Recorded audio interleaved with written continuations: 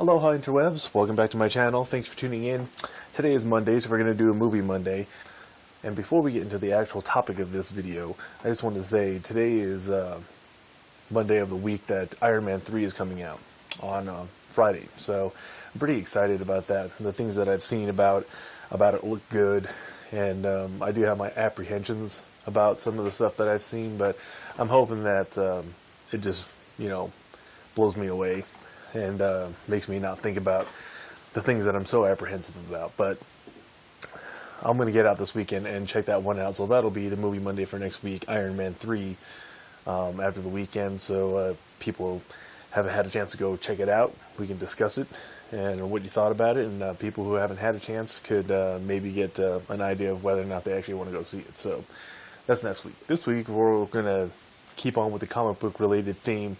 And I finally got a chance to check out G.I.Joe Retaliation. So why don't you guys check out the trailer, and we'll talk about it after.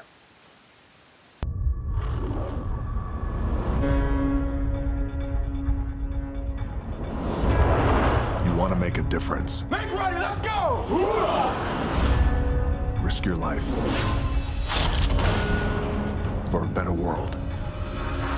But some things you never see coming. Security's early. You with me?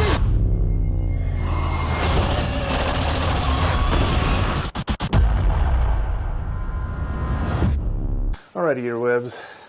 That was G.I. Joe Retaliation, and I enjoyed the first one. I know a lot of people didn't, and a lot of people were hit and miss with about it. But there was a lot of things that I liked about it, and there were some things that I didn't like about it. But they were pretty much overshadowed by the things that I did like about it. And this particular movie, it had a lot of things going for it, as far as like the cast and the obvious action and things like that. And I know that going into this movie, it wasn't going to be the cure to cancer. It wasn't going to be the the biggest Emmy Award winning video or movie of all time. But I did have a certain level of expectation, and it missed that level in many different ways. I didn't like this movie pretty much at all in any aspect other than maybe the action sequences, which is really ultimately what you want to get out of a movie like this. It's maybe a little bit of story, a lot of explosions and some fight scenes, and those were pretty much the only highlight portion of this, was the explosions and the fight scenes. And other than that, it just wasn't really worth it. It was a huge disappointment. So now we're going to get into the why it was a huge disappointment. So if you haven't seen it and you don't want to have the movie spoiled for you, go ahead and stop the video now, or watch unicorns.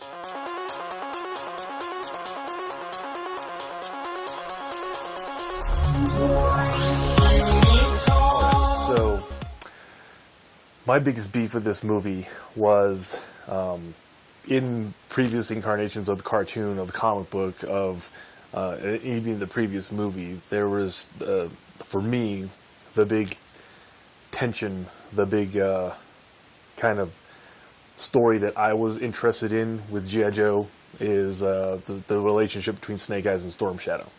And I thought they did an awesome job with it in the first movie. The kind of brothers at odds.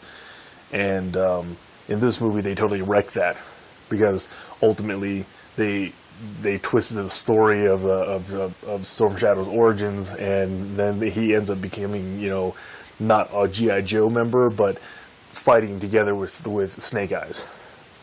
And I hate that. I hated it a lot. It's dumb. It's the greatest rivalry, the black ninja against the white ninja, the yin against yang, the good against the bad. That's the classic good guy, bad guy versus storyline. And they went a completely different direction with it, and I didn't like the direction. Another big thing that I didn't like about this movie is that it's a sequel and it does take place a little bit of time after the first one, and they even acknowledge that and recognize that in this movie. And then, but it's supposed to be slightly in the future, maybe just, you know, a little bit ahead, maybe a year or so from the last one. But the direction of this movie is made so that it's a little more realistic. So there's technology that existed in the first movie, and then it seems as though that technology has reverted basically in the next movie. So there was no evolution of technology used by either the good guys or the bad guys. It became more like fact-based, reality-based weapons and technology, whereas, you know, a few years ago, when the first one was made, they had all these fantastical gadgets and vehicles and technology at their disposal, and then, you know, here it is just a few years in the future, and all of that's gone.